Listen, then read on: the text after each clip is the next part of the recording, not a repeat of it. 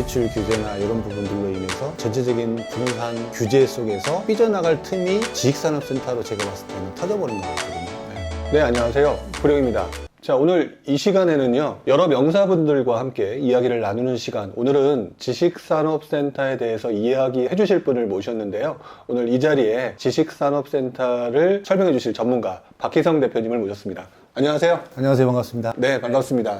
제가 박희성 대표님을 뵀던 게 호랭이TV에서 그때 뵀었는데 그때 워낙 좀 말씀을 좀 잘해 주셔서 저도 역시 배워야겠다. 그 정도까지는. 네, 그렇게 생각을 해서 이번에 모셨는데요. 네네. 오늘 이 자리에 그 지식산업센터에 대해서 조금 많은 우리 시청자분들한테 설명을 좀 해주셨으면 좋겠습니다. 그러겠습니다. 제가 뭐 아는 선에서 네네. 한번 궁금한 거 편하게 이야기해 보겠습니다. 네. 네. 자, 일단 먼저 우리 박희성 대표님이 어떤 분인지를 모르시는 분들도 계실 테니까 간단하게 본인의 소개를 한번 좀 부탁을 드려도 될까요? 네.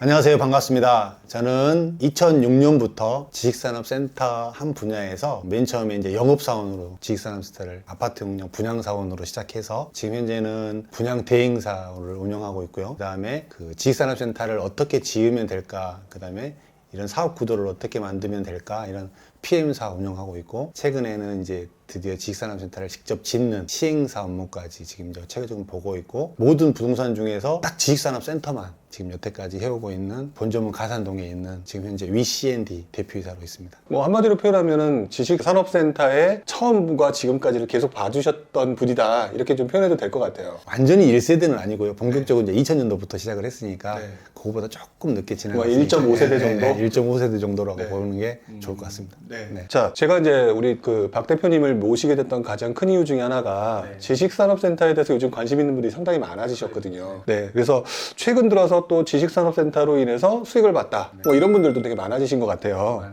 그렇다면 대표님께서 보시기에 최근 지식산업센터가 이렇게 인기가 생기게 됐던 가장 큰 이유는 뭐라고 생각을 하세요? 이제 어차피 부동산을 투자를 하시는 분들은 대부분 다 아시다시피 이제 메인적으로 투자하시던 분이 아니고 원래 지식산업센터를 투자하시던 분들이 들어온 건 아니에요. 이게 풍선 효과 형태로 대출 규제나 이런 부분들로 인해서 전체적인 부동산 규제 속에서 삐져나갈 틈이 지식산업센터로 제가 봤을 때는 터져버린 것 같거든요. 그걸로 인해서 그 부분이 가장 많은 부분을 차지했고, 실질적으로 이렇게 기업이나 지식산업센터를 원래 투자했던 분이 아닌 일반 개인들, 아파트를 투자했던 사람들이 계속적으로 들어오고 있고, 이게 그 수가 작년까지만 해도 그렇게 많은 수요는 아니었거든요. 근데 본격적으로 이제 대출 부분들에 대해서 조금 리스크가 나타나면서부터 시작해서 거의 폭발적으로 늘어나는 이런 상황이 생겼고, 그런 분들이 들어옴으로 인해서 더 분양 시장이 더 뜨거워졌고, 그 다음에 이거를 바라보는 시각 자체가 약간은 이렇게 투자 상품으로 보는 이런 형태로 지금 지식산업센터가 돌아가고 있는 시장입니다. 그러니까 한마디로 말하면은 원래부터 이제 그 시장은 존재했었는데 뭐 일종의 요즘 이제 부동산 시장이 핫하니까 약간 풍선 효과 같은 현상도 같이 맞물리게 된 것 같다. 그게 훨씬 더 큰 것 같습니다. 이제 보더라도 이 부분이 지식산업센터가 아무리 좋아도 다시 아파트를 투자할 수 있는 환경, 뭐 이거보다 더 좋은 환경이 생긴다고 하면 저는 언제든지 그분들이 다시 또 그쪽으로 옮겨갈 거라고 보거든요. 그렇게 되기 때문에 참 단기적인 현상이라고 저는 봅니다. 최근 들어서 그래서 많은 분들이 이제 지식산업센터에 관심을 갖게 되니까요.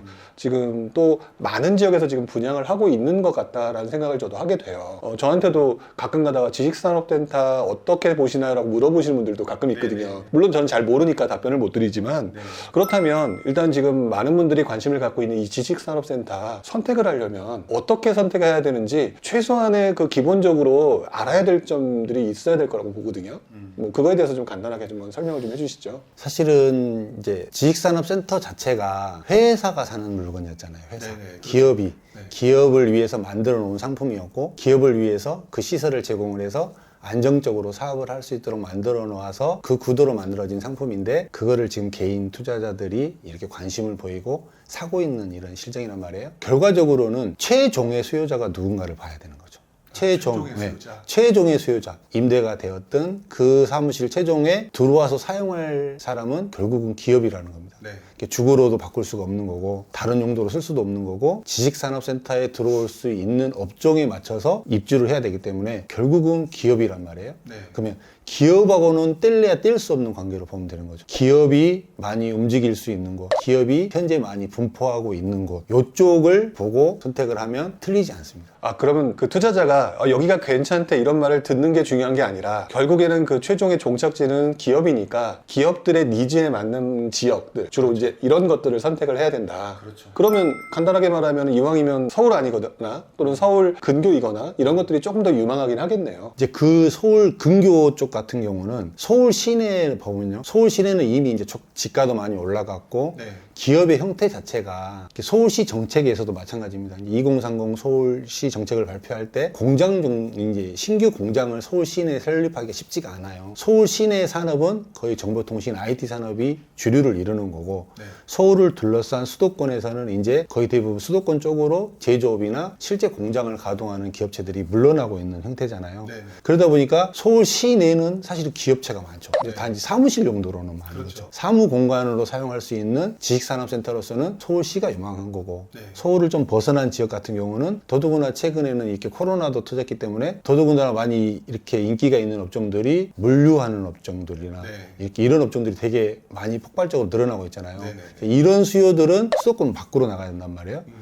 이쪽에서는 사무 공간을 짓는 것보다는 네. 이제 그런 물류나 제조 쪽이 쓸 수 있는 형태로 만들어 놓은 건물들이 좀 더 접근하기가 좋은 거고 그런 니즈들이 더 많은 거죠. 이게 어떤 니즈냐에 따라서 하는 거죠. 아. 서울에 있는 니즈는 사무 공간을 원하는 거고 네. 수도권에 있는 니즈는 사무 공간보다 그런 유통이나 제조 물류나 이런 업종들이 더 많을 수 있다라는 게 그거에 맞춰서 그 지역마다 그게 포진되어 있는지 그런 거에 맞게 있는지 이런 부분들을 조금 전체적으로 업종, 기업을 좀 전체적으로 판단해 보면 틀리지 않고 지식산업센터를 선택하는데 좀 좋은 부분이 있죠. 그러면 일반 개인들이 요즘에 이제 부동산 투자에 관심이 늘어난 일반 개인들이 이제 지식산업센터에 대해서 되게 관심이 많이 늘어났잖아요. 그러면 일반 개인들도 아무렇게나 지식산업센터에 투자를 할 수가 있는 건가요? 뭐 얼핏 제가 잘 모르지만 듣는 얘기로는 몇 가지 조건들이 좀 있는 거라고 얘기를 들었는데 그 부분에 대해서도 한번 말씀을 좀 해주시죠. 결국은 기업이라 그랬잖아요. 기업의 모양을 어떤 식으로든지 갖춰야 되는 거거든요. 네. 기업의 모양을. 네. 근데 그 기업의 모양이라는 거는 사업자 등록증상 네. 기업의 형태. 근데 그 기업이 신설 기업이든지 오래된 기업이든지는 보지는 않는다. 그러니까 일반 개인이 내가 사업을 할 계획이다. 사업을 준비하고 있다. 앞으로 할 것이다 라고 이야기를 하고 네. 사업자 등록증을 지식산업센터에 들어갈 수 있는 업종을 만들어서 네. 지식산업센터를 분양을 할 수 있는 받을 수 있는 거죠. 그거를 이제 제도적으로 막을 방법도 없는 거고 네. 거기서 지식산업센터에 들어오는 게 사실은 적법하지 않음에도 불구하고 개인이 그런 식으로 지금 이제 들어오고 있고 그렇게 해서 실질적으로 분양을 받아서 임대사업으로 전환을 해서 임대사업을 하고 네. 이런 형태로 지금 이제 진행이 되고 있죠.